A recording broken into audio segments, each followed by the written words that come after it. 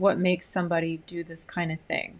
We're always learning about the brain. We don't completely understand. Mental health is not an exact Mm. science, but I always like to think that it would be great if, as young people in this world, people could be educated about being more empathic with animals. And of course, as an animal communicator, I would love to see it be normalized to teach children that intuition that they have. A lot of children really are very good at animal communication. It's just trained out of them by society that it's weird, or they don't, no, that's just your anthropomorph them, but they tell kids no, animals don't have feelings. I'm wondering your thoughts on that. You've mentioned that to me before, and I've given that some thought. And there's three types of primary intake senses that human beings use: visual, auditory, and kinesthetic.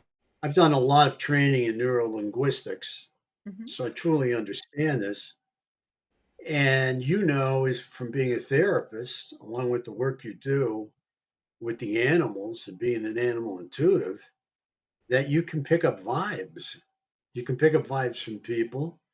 And I'm sure there are people that pick up vibes from animals. So I think it's important to be open minded about this. And I think there are people that are so sensitive that they can pick up on this. These are people that are really like very empathic. They have a lot of empathy. They really feel for others. In our field, I think you'll see a lot of that. I think it depends on the person's sensitivity level. Everybody's different. Everybody looks differently, dresses differently, doesn't have the same fingerprints. Nobody has the same DNA, you know, and nobody's wired the same either. And the neurotransmitters really have a lot to do with how sensitive a person can be. Um, And I am never going to say that a person cannot communicate with an animal, because don't we all communicate with our pets in some way? Yeah. No, Yeah. and it may be visual, but also too, I get this feeling when one of my animals are sick. Like I don't actually have to see it.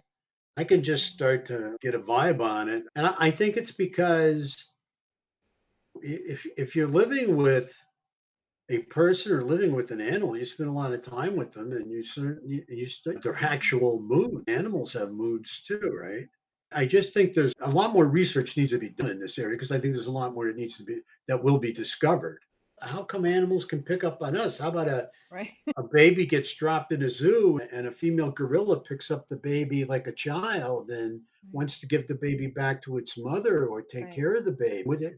Why do fawn a baby deer just walk up to your house or something like that? I just think it's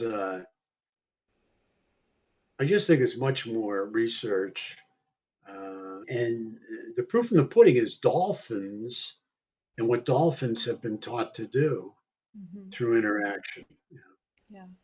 And I actually had an episode not too long ago, it was sometime this spring, about the recent research that they're starting to hypothesize what's going on in the brain with magnetic fields, and they're starting to be able to hone in a little bit more on what might be going on with telepathy, including telepathy with animals, with some experiments with animal behavior with each other. And you hear about people in law enforcement, they have a finely tuned gut, they have an instinct that they've developed. And sometimes I'm like, wouldn't these be the first people to acknowledge that exists? Yeah, I do see that gut feeling you're talking about.